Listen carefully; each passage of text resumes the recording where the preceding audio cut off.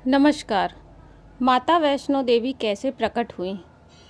माता वैष्णो देवी की यात्रा पूरे साल खुली रहती है, लेकिन गर्मियों में मई से जून और नवरात्रि के दौरान यहाँ सबसे ज़्यादा भक्त दर्शन के लिए पहुँचते हैं।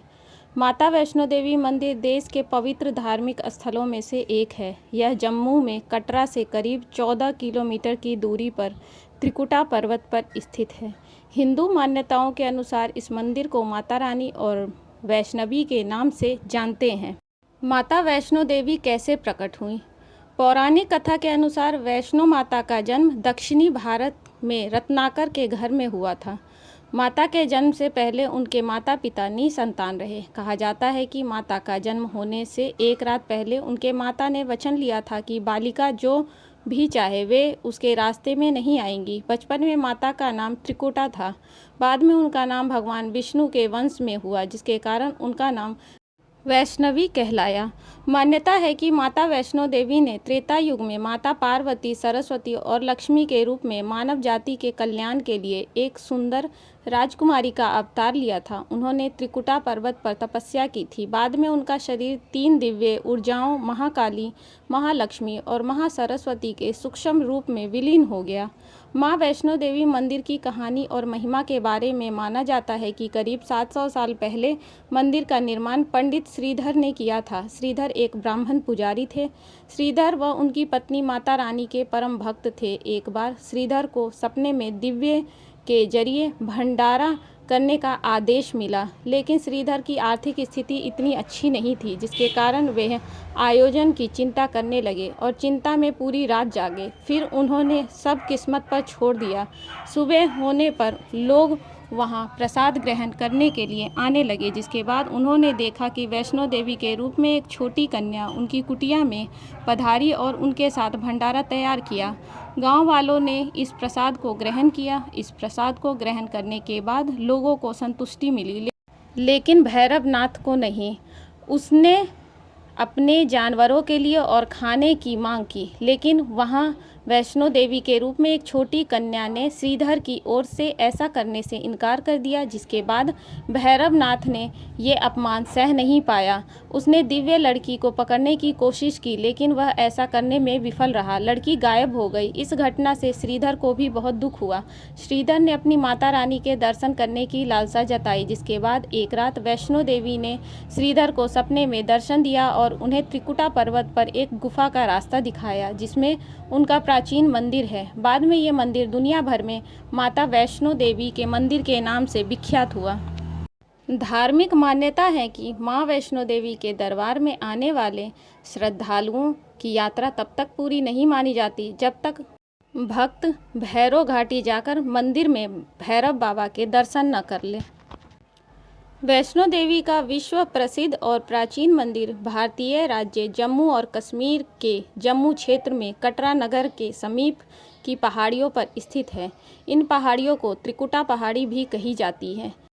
यहीं पर लगभग 5200 फीट की ऊंचाई पर स्थित है माता रानी का मंदिर।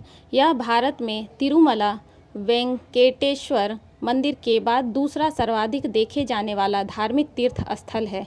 त्रिकुटा की पहाड़ियों पर स्थित एक गुफा में माता वैष्णो देवी की स्वयंभू 3 मूर्तियां हैं।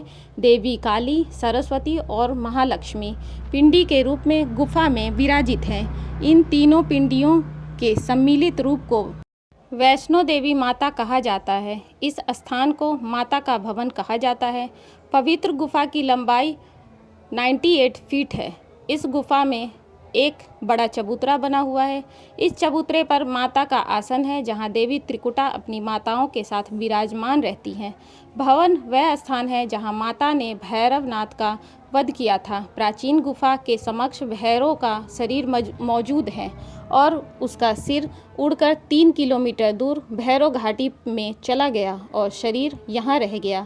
जिस स्थान पर सिर गिरा, आज उस स्थान को भैरवनाथ के मंदिर के नाम से जाना जाता है। कटरा से ही वैष्णो देवी की पैदल चढ़ाई शुरू होती है, जो भवन तक करीब 13 किलोमीटर और भैरव मंदिर तक 14.5 किलोमीटर है।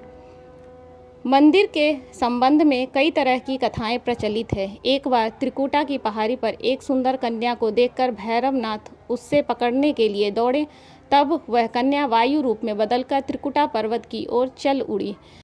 भैरवनाथ भी उनके पीछे भागे। माना जाता है कि तभी मां की रक्षा के लिए वहां पवन पुत्र हनुमान पहुंच गए। हनुमान जी को प्यास लगने पर माता ने उनके आग्रह पर धनुष से पहाड़ पर बाण चलाकर एक जलधारा निकाली और उस जल में अपने केश भी धोए। फिर वहीं एक गुफा में प्रवेश कर माता ने 9 महीनों तक तपस्या की। हनुमान जी ने पहरा दिया। फिर भैरवनाथ वहां आ धमके। उस दौरान एक साधु ने भैरवनाथ से कहा कि तू जिसे एक कन्या समझ रहा है वह आदि शक्ति जगदम्बा है, इसलिए उस महाशक्ति का पीछा छोड़ दे। भैरवनाथ ने साधु की बात नहीं मानी। तब माता गुफा की दूसरी ओर से मार्ग बनाकर बाहर निकल गई। वह गुफा आज भी अर्धकुमारी या आदि कुमारी या गर्भजून के नाम से प्रसिद्ध है। अर्धकुमारी के पहले माता की चरण पादुका भी है। वह स्थान है जहां माता ने भागते भागते मुड़कर भैरवनाथ को देखा था। अंत में गुफा से बाहर निकलकर कन्या ने देवी का रूप धारण किया और भैरवनाथ वापस जाने को कहा। फिर वह गुफा में चली गई, लेकिन भैरवनाथ नहीं माना और गुफा में प्रवेश करने लगा। यह देखकर माता की गुफा पर पहरा दे रहे हनुमान जी ने उसे युद्ध के लिए ललकारा और दोनों का युद्ध हुआ। युद्ध का कोई अंत नहीं देखकर माता वैष्णवी ने महाकाली का रूप लेकर भैरवनाथ का वध कर दिया। कहा जाता है कि अपने वध के बाद भैरवनाथ को अपनी भूल का पश्चाताप हुआ और उसने मां से क्षमादान की भीख मांगी। माता वैष्णो देवी जानती थी कि उन पर हमला करने के पीछे भैरवनाथ की प्रमुख मंशा मोक्ष प्राप्त करने की है। तब उन्होंने न केवल भैरव को पुनर्जन्म के चक्र से मुक्त प्रदान किया, बल्कि उसे वरदान देते हुए कहा कि मेरे दर्शन तब तक पूरे नहीं माने जाएंगे जब तक कोई भक्त मेरे बाद तुम्हारे दर्शन ना कर ले। जय माता वैष्णो देवी।